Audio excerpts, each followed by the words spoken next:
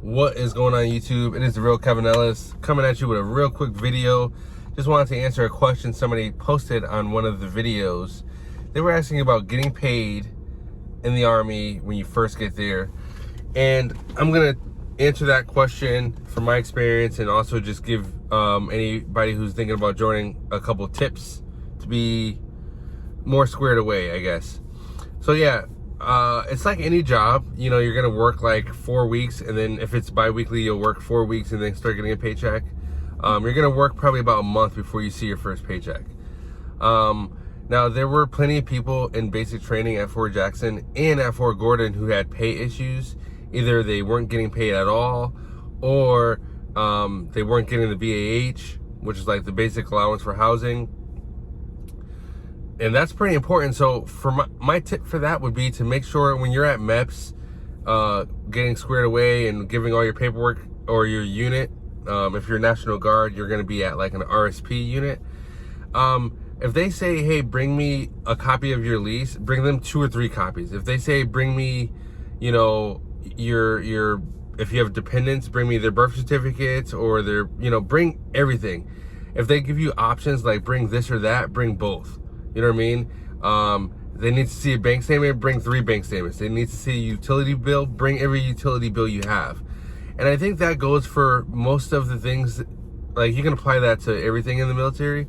If, you know, they say do this, like, just do the best you can to cross every T and dot every I. You know what I mean? It reminded me of a short story. We were at the gun range, and we were tasked with raking the sand, and I started from this side and somebody started from this side. And not to say I'm better than anybody else, but my understanding, you know, this guy is going real fast, and he's going fast, but it's kind of sloppy. I took my time. I made it look, you know, I used to cut grass and do landscaping when I was a kid, but, you know, I just made it look very nice. Every inch, every rock, you know, every section of the pit was raked. And my sergeant was really happy with that. So the truth is, I guess what I'm saying is don't take any shortcuts. You know, if they ask to see a lease, give them a lease. And then follow up with them. Hey, did you get the lease? Is everything, you know, have everything in email form. Make sure you're, like, I would try to make sure that they have everything uploaded and everything is good to go before you ship off. Because a lot of times it's just the person who's supposed to be processing your paperwork doesn't process it correctly, or forgets to process it, or, you know, they can't read it, or they told you to bring a copy of your lease and you said, oh, I only have a copy of this, and they said that's fine. But if they asked for a copy of the lease originally, you should do everything you can to get a copy. If you lost lease, it's on you to make sure that, or you're not on a lease, you're just living, get the lease. You know what I mean? This is mostly for the BAH, for the pay issues.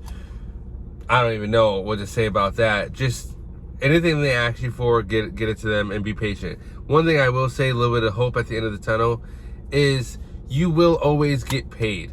You might get paid late, but the Army will they'll square you away at some point or another. I was in AIT with some guys who didn't get paid their BAH the whole time they were there, and then suddenly, boom, once it finally got processed, they got everything paid in arrears. I don't think they pay you any interest on it, but they do pay you what they owe you. So I don't want anybody to think, oh, I'm going to join the Army and not get paid. No, you will get paid. You might just be late.